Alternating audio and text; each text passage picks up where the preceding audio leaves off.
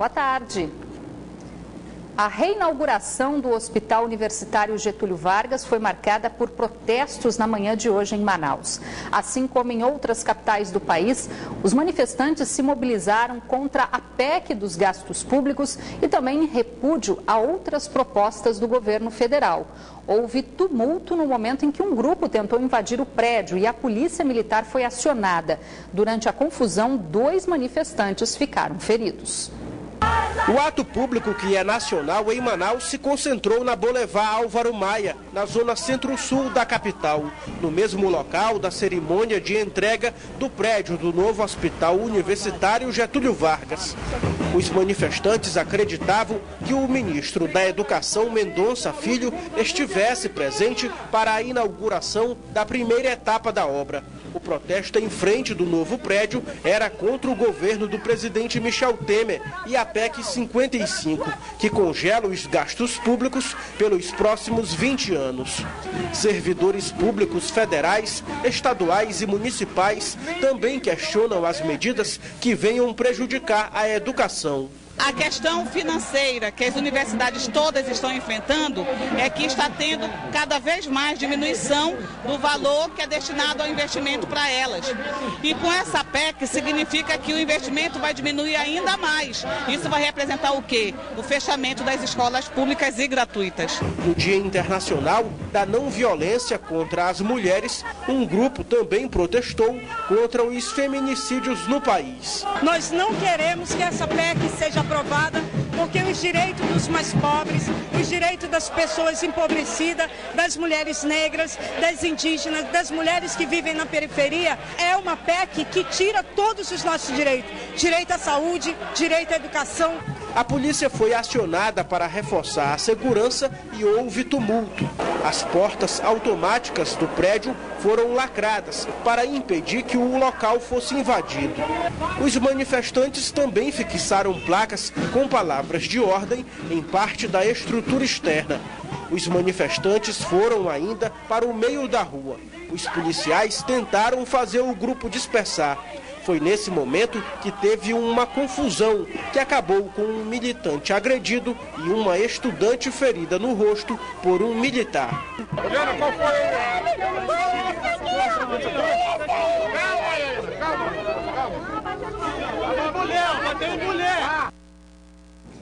Por meio de nota, a Diretoria de Comunicação Social da Polícia Militar do Amazonas informou que a Diretoria de Justiça e Disciplina já iniciou investigação para apurar se houve algum indício de crime ou transgressão na conduta dos policiais militares que estavam de serviço na manifestação. E o novo prédio do Hospital Universitário Getúlio Vargas foi entregue após 4 anos em obras. As internações que estão suspensas por conta da mudança devem ser retomadas agora em dezembro. O governador José Mello também participou da cerimônia, onde comentou sobre a busca de recursos esta semana em Brasília para o Estado e também sobre as declarações do coordenador da Operação Maus Caminhos no Ministério Público Federal de falta de controle do governo na gestão da saúde do Amazonas. Várias autoridades locais compareceram para a inauguração da primeira etapa do Hospital Universitário Getúlio Vargas na capital. O ministro da Educação, Mendonça Filho, foi representado pelo secretário de Educação Básica do MEC, Rocieli Soares, ex-secretário de Educação do Amazonas. Ele disse que o projeto é para atender às necessidades acadêmicas e melhorar o atendimento assistencial aos pacientes.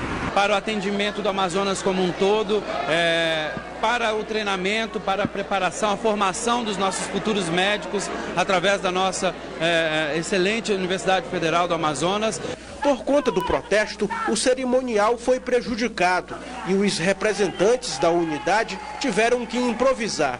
Segundo o superintendente do HUGV, o processo deve ocorrer de forma gradativa e as novas internações começam apenas no mês que vem. Vai abrir a partir do dia 16 de dezembro, tá? Nós vamos ampliar os serviços progressivamente até 300 leitos ao longo dos anos, de 2017, através de concurso público. Nós precisamos realizar esse concurso para podermos ter os leitos sendo ocupados com efetividade. Um novo complexo hospitalar de aproximadamente 33 mil metros quadrados vai abrigar ao todo 300 leitos, 11 salas de cirurgia, um centro de diagnóstico por imagens, um L-ponto, dentre outros espaços na unidade. Na verdade são 12 salas, a 12ª está reservada para a hemodinâmica que já está instalada. É um serviço novo que vai desafogar muito o Hospital Francisca Mendes e a rede do Estado.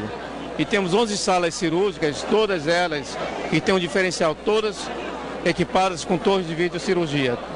Todas têm videocirurgia, o único hospital do Norte com essa capacidade instalada. O governador José Mello, que estava atrás de recursos em Brasília, participou da inauguração e falou sobre as tratativas de viabilização de verbas para o Estado. Eu estou praticamente há um mês em Brasília, volto 2 dias e tal, mas os resultados são bons. Conseguimos um empréstimo de 300 milhões para ajudar a cidade de Manaus e também implantar a primeira fase do projeto, mega projeto de piscicultura que o Estado, a chamada matriz econômica que a gente está implantando aí. Conseguimos mais 80 milhões de reais de um depósito judicial que estava emperrado, conseguimos trazer para cá. Conseguimos mais um outro empréstimo com a Caixa Econômica de 300 milhões para a gente duplicar a M010 até o município de Rio Preto da Eva e lá colocar um mega projeto de criação de peixe em cativeiro e fruticultura. Então são boas notícias. Tratamos também dos royalties que a Petrobras tinha deixado de recolher e que agora chegamos já nos finalmente, essa semana se resolve. São mais 140 milhões de reais também que vêm para os cofres do Estado. O governador também comentou sobre o recurso que tenta reverter no Tribunal Superior Eleitoral a decisão do TRE, que em janeiro cassou o mandato dele do vice Henrique Oliveira. A previsão é que o julgamento no TSE em Brasília entrasse na pauta ainda este mês. A minha preocupação com isso, meus advogados é que estão cuidando. A questão ela está judicializada. Eu não faço nenhuma pressão para nada, eu apenas peço que o Superior Tribunal Eleitoral, ele julgue o meu processo à luz da lei, à luz das provas, à luz de tudo que existe em relação à justiça. José Mello ainda comentou as declarações do coordenador da Operação Maus Caminhos, procurador da República Alexandre Jabu, que afirmou nessa quinta-feira que a falta de controle do governo do Estado na gestão dos contratos da saúde propiciou a formação da organização criminosa acusada de desviar recursos do SUS no Estado. Não há por que se dizer má-fé, dolo, inconsistência sim. E que, naturalmente, serão corrigidas sempre quando o caso requer. Controle tem, sim. Agora, se você me disser alguma coisa fugiu desse controle, honestamente eu não posso te dizer no universo que é o Estado, onde só numa secretaria eu tenho quase 580 contratos. Governador, me admira sua tranquilidade em fazer uma afirmação como essa. Como não houve dolo, má fé? Saquearam mais de 110 milhões de reais da saúde, governador. Tiraram o dinheiro que deveria abastecer os hospitais que sofrem com a falta de materiais básicos para comprar carros de luxo, bancar festinhas com artistas sertanejos. A Polícia Federal e o Ministério Público Federal estão revelando, governador. E todo mundo sabe que tem mais gente envolvida. O mínimo que a sociedade espera é uma resposta à altura do belo trabalho que está sendo feito para desarticular, sim, uma organização criminosa que estava fazendo farra com dinheiro público e que a gente sabe que não é comandada apenas pelo médico Mohamed Mustafa, né? Vamos aguardar aí os desdobramentos da Operação Maus Caminhos. E em meio a toda a precariedade da saúde pública no Estado e as denúncias de desvios de recursos reveladas pela Operação Maus Caminhos da Polícia Federal, que já tem 16 denunciados à Justiça, esta semana a Defensoria Pública do Estado também encaminhou para a Assembleia Legislativa um relatório em que classifica a saúde do Amazonas como negligente e criminosa.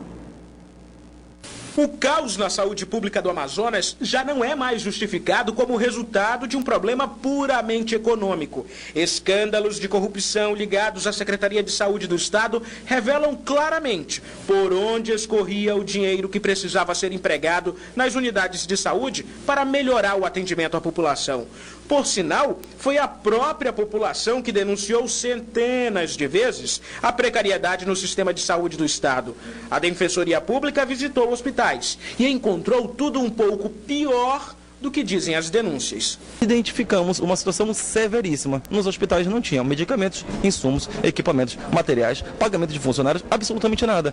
Nós temos um Estado que diz que faz investimento na saúde pública acima dos limites constitucionais, mas que dentro dos hospitais você não vê absolutamente nada. O relatório feito pela Defensoria foi levado à Assembleia Legislativa e ao governo do Estado. Este deputado estadual da oposição diz ser um mistério os contratos do governo com as empresas médicas, já que umas recebem em dia, outras não.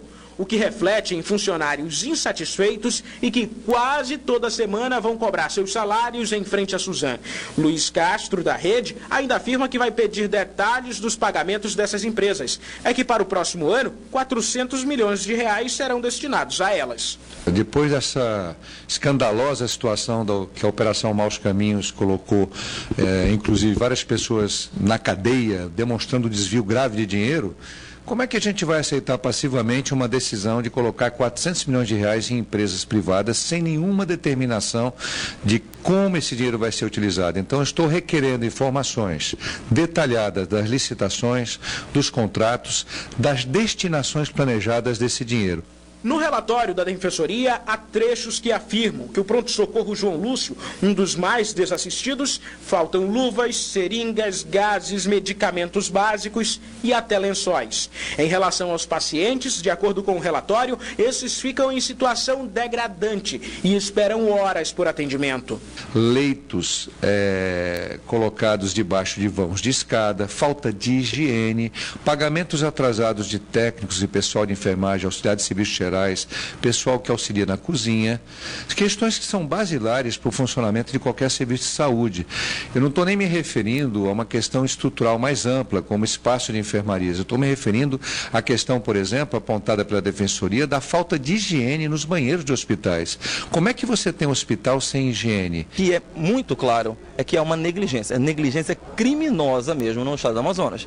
É impossível que as gestões dos hospitais públicos, dados como referência, inclusive com propagandas governamentais dizendo que são de excelência os serviços funcionem, estarem no caos que se encontram. Aqui no estado do Amazonas, uma pessoa se acidentar é quase como receber uma sentença de morte.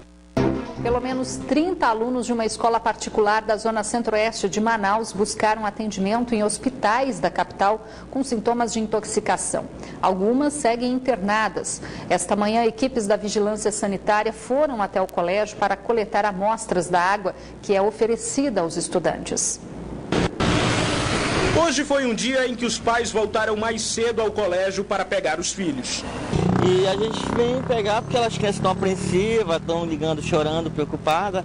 E a gente acaba vindo pegar para evitar maiores complicações para a criança e para a gente também. A notícia de que muitas crianças estariam passando mal na escola, com sintomas de infecção, se espalhou rapidamente pelas redes sociais. Mas como eu soube que até da sala dele tinha alguém, né, então a gente achou melhor tirar, né? Vai levar para casa? Vou levar para casa agora. O susto com a informação de que a água poderia estar contaminada fez Samanta sair do trabalho para pegar a filha o quanto antes. Eu só vi comentários de alguém falando que tem algumas crianças que tomaram água e passaram mal. Em nota, a escola informou que desde a tarde de quinta-feira recebe informações de que alunos estão apresentando vômito e diarreia. E que por isso, hoje pela manhã, a própria instituição de ensino chamou a Vigilância Sanitária para averiguar se o problema está sendo causado aqui dentro do colégio. Durante a manhã, materiais para análise da água foram trazidos pelos técnicos, que verificaram todos os setores da escola. E estamos concluindo ainda a questão da água. Estivemos no poço, em todas as partes de abastecimento da instituição. Está sendo acompanhado pelo laboratório, coletando, para daqui a 3 a 5 dias realmente ter uma conclusão das análises de alimento e de água. Mesmo com registros de pessoas que estavam no ambiente e foram levadas ao hospital, a vigilância sanitária não viu necessidade de pedir a suspensão das aulas. Mas a vigilância sanitária, enquanto autoridade sanitária na cidade de Manaus, tem que ter elementos comprobatórios fundamentais para tal atitude, para tal decisão. E de acordo com a Secretaria Municipal de Saúde, como nós mostramos na reportagem, não houve necessidade de interdição da escola. O laudo da vigilância sanitária deve ser divulgado em 20 dias. A Defensoria Pública do Estado moveu uma nova ação cobrando o cumprimento da decisão judicial que determina a reintegração de 300 agentes de endemias pela Fundação de Vigilância em Saúde. A ação pede até mesmo a prisão do diretor-presidente da FVS, Bernardino Albuquerque, pelo não cumprimento da ordem. O dilema vivido pelos 300 agentes de endemias dispensados pela FVS continua. No início do mês, a Justiça determinou que eles voltassem a trabalhar, mas até agora não foram convocados. E nós, esses pais de família aqui, que estão aguardando essa adesão de nossas voltas. Não somente o pessoal aqui da capital, mas também o pessoal do interior. O pessoal do interior não tem como vir para cá, não tem como vir aqui reivindicar o seu direito. O deputado estadual José Ricardo tem acompanhado o caso. Ele diz que é bem clara a falta de interesse da Fundação de Vigilância em Saúde de não readmitir as 300 pessoas. A Justiça 2 vezes já determinou a reintegração desses funcionários e na última decidiu inclusive bloquear recursos, em torno de R$1 milhão da Fundação de Vigilância em Saúde. Só que não está sendo cumprido. Eu acho até que tem que ampliar esse bloqueio, acho que a Justiça tem que ser mais dura ainda em relação a essa questão. Como os agentes de endemias não foram reintegrados ao quadro de servidores da Fundação de Vigilância em Saúde, a Defensoria chegou a pedir da Justiça a prisão do presidente da FVS, Bernardino Albuquerque, pelo crime de desobediência. Simplesmente se ignorou a ordem judicial. Em decorrência disso, nesta segunda-feira, protocolamos um pedido de prisão pelo descumprimento, além da aplicação da multa. Os agentes de endemias reforçam o trabalho de controle do mosquito Aedes aegypti, transmissor da dengue, febre chikungunya e o Zika vírus. Esta semana, o ministro da Saúde, Ricardo Barros, esteve em Manaus, onde afirmou que o Brasil vai manter o alerta de emergência para o vírus da Zika, mesmo após a Organização Mundial da Saúde anunciar que o vírus não é mais uma emergência sanitária internacional. Como no Brasil temos o maior número de casos, nós mantemos a emergência, estamos investindo muito em pesquisas, desenvolvimento, 2 institutos fazendo vacinas contra a Zika e vamos continuar em alerta máximo, acompanhando neste verão como será a incidência da Zika. Agora é hora de conferir a previsão do tempo para amanhã, sábado, aqui na capital e também algumas cidades do interior. Em Manaus, a previsão é de muitas nuvens. As temperaturas variam entre 27 e 33 graus.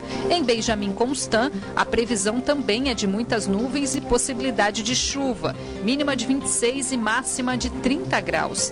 Em Lábrea, o sol aparece entre nuvens. As temperaturas variam entre 25 e 32 graus. Em Parintins, o tempo fica ensolarado e as temperaturas variam entre 25 e 35 graus. O Detran anunciou agora à tarde que vai iniciar as fiscalizações com a utilização de radares móveis de velocidade aqui na capital. Os detalhes com Orestes Litaif. As avenidas que serão monitoradas pelos radares móveis serão a Avenida Torquato Tapajós, a Avenida Governador José Lindoso, a famosa Avenida das Torres, a Avenida das Flores, a Estrada do Turismo e as rodovias AM070, que liga Manaus a Manacapuru, e a AM010, que liga Manaus a Itacoatiara. Ao meu lado está o diretor-presidente do Detran, Leonel Feitosa, que vai dar mais detalhes. Leonel, a ideia é coibir a velocidade, a alta velocidade nessas rodovias e nessas avenidas. Porque nós detectamos, porque como Manaus não tem radar, aumentou muito o número de acidentes oriundos da velocidade, do excesso de velocidade, do abuso da velocidade. E com isso nós vamos começar a partir de hoje a monitorar essas principais vias da cidade onde acontece muito acidente. Um exemplo, a Avenida do Turismo hoje, ela é um palco durante as madrugadas e à noite de racha e pega. Na última operação que fizemos lá, nós conseguimos apreender 78 motocicletas de jovens que estavam fazendo racha e pega em altíssima velocidade. Então, com isso, nós iremos monitorar todas essas avenidas com nossos radares móveis. Nós temos 12 radares móveis, a princípio vamos trabalhar com 6 radares móveis, e a nossa vantagem é que o motorista não vai saber onde nós estamos, porque o nosso radar é móvel. Então, uma hora nós podemos estar, um exemplo, no começo da Avenida do Turismo, daqui a meia hora está no meio, daqui a mais algum tempo está no outro ponto, e com isso nós temos a vantagem, porque o motorista nunca vai saber onde nós vamos estar. Qual é a penalidade para esses casos de alta velocidade? Olha, é uma multa gravíssima, né? E a multa é quase R$300. É gravíssima, 7 pontos na carteira, quase R$300 a multa de quem abusa aí do excesso de velocidade. Agora, quem estiver fazendo racha e pega, isso aí, a multa hoje ela vai até R$5.000, podendo triplicar se o caso for aí de reincidência. Ok, muito obrigado por suas informações. Lembrando que as operações para detectar essa alta velocidade ou excesso de velocidade nas ruas e avenidas de Manaus começa a partir de hoje. Orestes Litaif para o Band Cidade. O sucesso dos fabricantes de comidas industrializadas e das empresas de fast food é fruto de um consumo crescente, principalmente entre aqueles que alegam não terem tempo para cozinhar. Mas e como está a alimentação das crianças? Aqui em Manaus, uma empresa está apostando em uma combinação que alia a praticidade com alimentos saudáveis para o público infantil. Laura não descuida da alimentação da pequena Anastácia, de apenas 7 meses. Os ingredientes são escolhidos um a um para uma refeição nutritiva e saudável. Eu prefiro fazer a comida dela para garantir um alimento mais saudável, né? Eu sei aquilo que eu estou oferecendo, eu seleciono os legumes, as carnes, os carboidratos que ela vai estar ingerindo e pelo prazer também de cozinhar para ela. Os especialistas indicam, até os primeiros 6 meses de vida, o leite materno deve ser o único alimento da criança. Mas após esse período, o organismo vai precisar de alimentos complementares como frutas, legumes e verduras, carnes e cereais. Quanto mais natural o alimento que você oferecer para a criança, melhor. E boas fontes de proteínas, como carne, frango, peixe, laticínios. A gente já tem que atentar também para a questão dos carboidratos. De preferência, a gente dá carboidratos de baixo índice glicêmico para a criança. Evitar os doces, evitar os industrializados, as bolachas, as torradas, os sucos de caixinha, sorvete, chocolate. O ideal é que até os 2 anos a criança não seja apresentada ao açúcar ainda. A manutenção de uma alimentação rica em nutrientes na infância pode ser a garantia de um desenvolvimento físico e intelectual mais saudável. Por isso, é preciso ter atenção no que os pequenos andam comendo. Hoje em dia você tem que pensar, tem que saber quem está preparando. Então, saber o que tem dentro daquele alimento que você está dando para sua filha, no meu caso, né? Então, a gente sempre busca novas alternativas de alimento, uma coisa diferente, um sabor, uma mistura que seja agradável para ela, né? Na fase da introdução alimentar, as crianças começam a provar os primeiros alimentos bem amassados. São as chamadas papinhas. E pensando na praticidade das mamães cheias de afazeres diários, esta loja começou a investir em alimentos pré-prontos para o público infantil. E para garantir a saúde dos pequenos, as papinhas são à base de produtos especiais e orgânicos. 100% orgânico, né? Até o adulto pode consumir os nossos produtos, porque são produtos 100% saudáveis, né? O sal que é usado é o sal do Himalaia, que é o rosa. O óleo que é usado é o óleo de girassol. Então, assim, é livre de corante, conservante. O pai e a mãe podem dar esse alimento sem nenhuma preocupação, porque vai estar ingerindo uma alimentação 100% saudável. Fabiana aprovou a ideia. A gente veio almoçar e eu aproveitei para experimentar aqui a papinha, para ver se ela ia gostar. Aí por enquanto está indo. Por enquanto tá. Aline, que também reclama da falta de tempo para cozinhar, levou o produto para casa e agora tem um aliado na hora de alimentar o filho. É super prático. Eu chego em casa, 5 minutinhos, a refeição dele está pronta. E é isso que se procura hoje em dia, assim, por conta do tempo escasso que a gente tem? Com certeza. Devido à correria, né, do dia a dia, a gente às vezes quase sempre não tem um tempo específico, principalmente para preparar uma alimentação saudável para ele, né?